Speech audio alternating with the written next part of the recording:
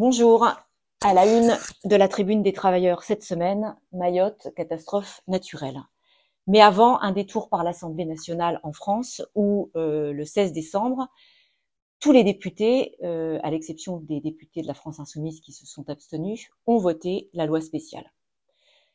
Une loi qu'on présente comme technique permettant de maintenir de l'activité de l'État en l'absence d'un budget. Est-ce qu'elle est vraiment technique? Pas tout à fait.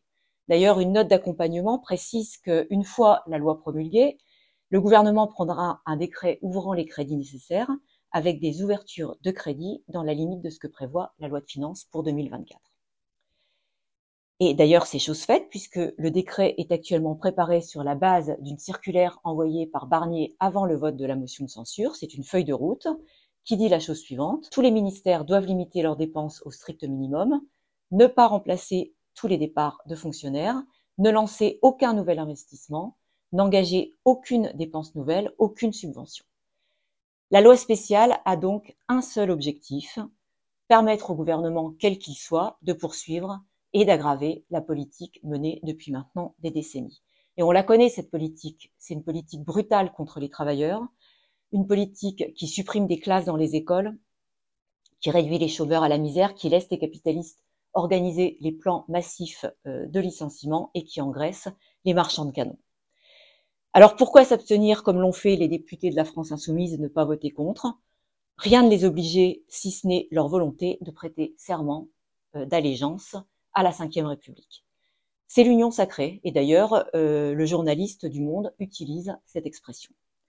Alors à cela, le Parti des travailleurs oppose le Front unique ouvrier, par exemple, le 5 décembre, quand tous les fonctionnaires ont balayé la division et imposé l'unité dans la grève contre le gouvernement, quelle que soit leur appartenance syndicale.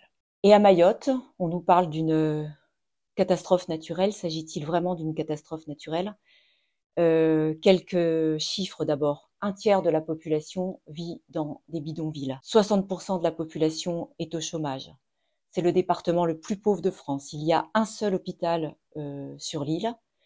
Et aujourd'hui, on nous explique qu'il n'y aurait que quelques dizaines de morts, alors que tous ceux qui sont sur place expliquent qu'il y aura sans doute des milliers de morts ensevelis sous les décombres des bidonvilles. Le ministre Retailleau, démissionnaire, a osé expliquer que c'était, anticipé, alors qu'aucune mesure nécessaire n'a été prise pour réellement anticiper et protéger les habitants de l'île.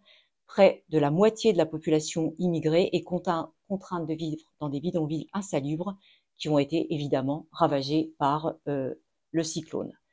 Alors, le gouvernement français a l'habitude de dire que Mayotte est un département français, pourtant qui n'est pas traité exactement comme les autres départements. À Mayotte, il n'y a pas de service public, donc le gouvernement est responsable de cette situation, il faut le dire clairement.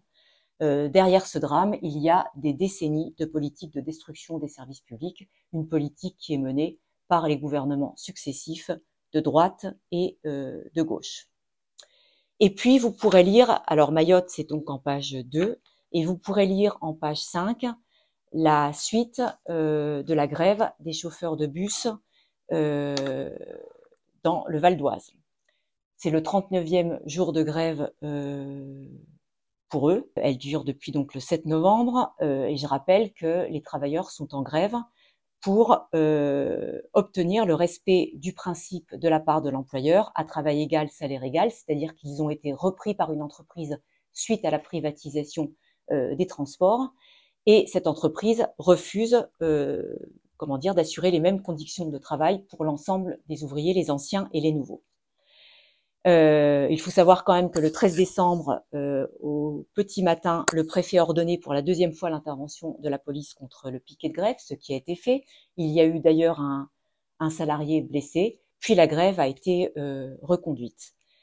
Il faut noter dans cette situation la motion de soutien adoptée le 16 décembre par l'Union départementale CGT, qui s'adresse donc à la direction de FSO pour qu'elle ouvre de réelles négociations avec les grévistes et leurs syndicats FO-FSO, avec de réelles propositions sur la base des revendications des travailleurs.